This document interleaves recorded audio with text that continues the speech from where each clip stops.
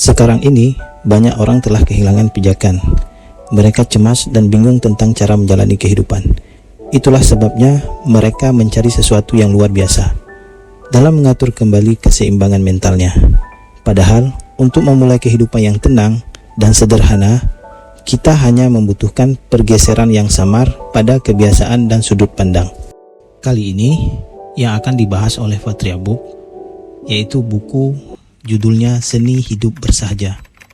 Buku ini diterbitkan tahun 2019 dengan tebalnya 228 halaman.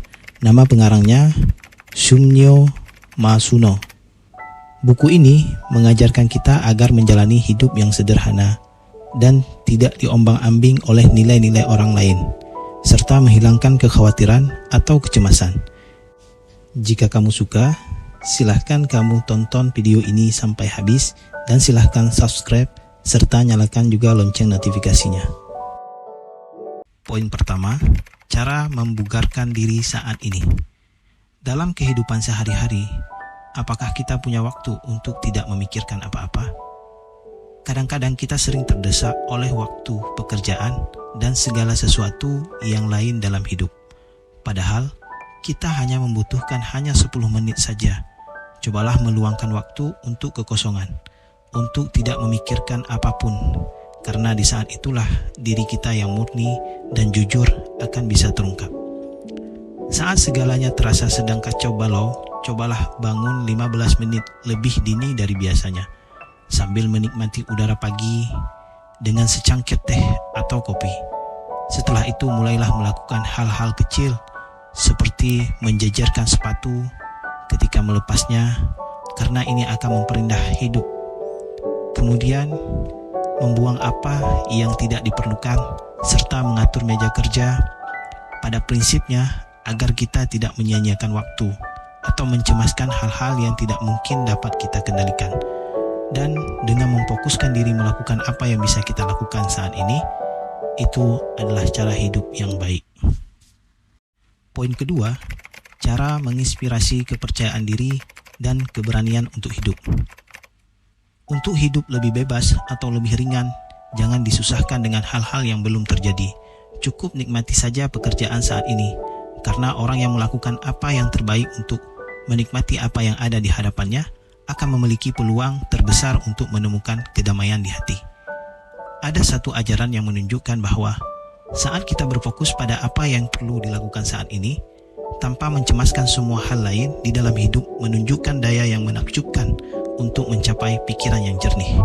Jangan berkecil hati pada tugas yang ada di hadapan kita, karena yang terpenting di sini kita memandang pekerjaan itu dengan penuh kesadaran. Umumnya manusia diberkahi kemampuan yang sama. Mungkin yang membedakan adalah cara berpikir dalam menghadapi tugas yang ada.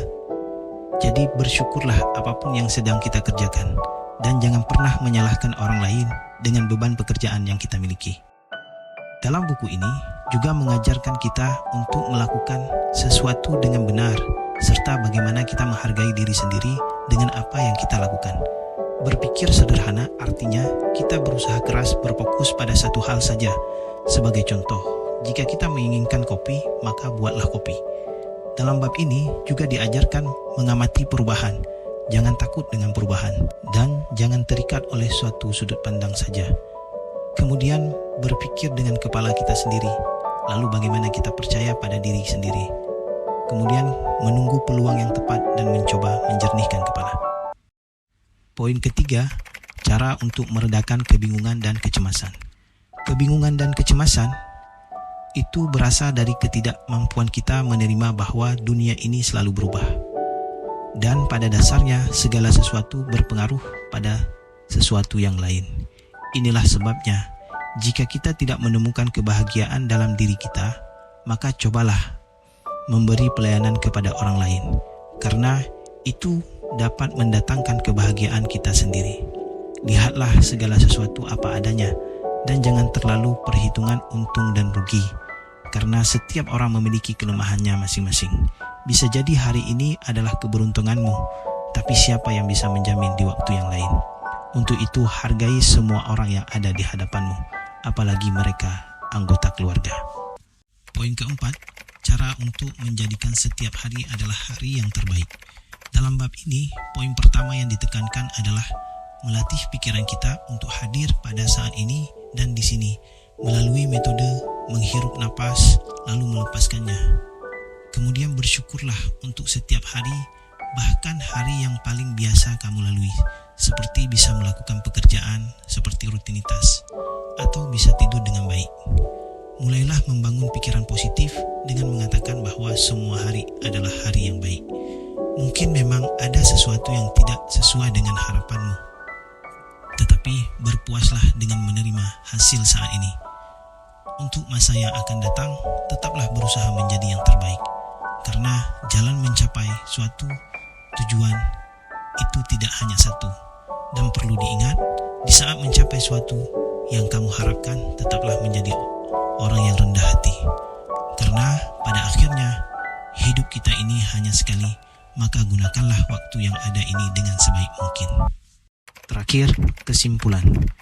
Dalam buku ini, kita diajarkan agar mencoba menjadi lebih menikmati hidup, memanfaatkan waktu sebaik mungkin dari hal-hal kecil yang bisa kita lakukan, lebih mempercayai diri, kemudian menghargai apa saja kebaikan yang bisa kita lakukan hari ini, membangun relasi yang baik, dan yang terakhir juga mengajarkan kita agar bersahaja dengan alam.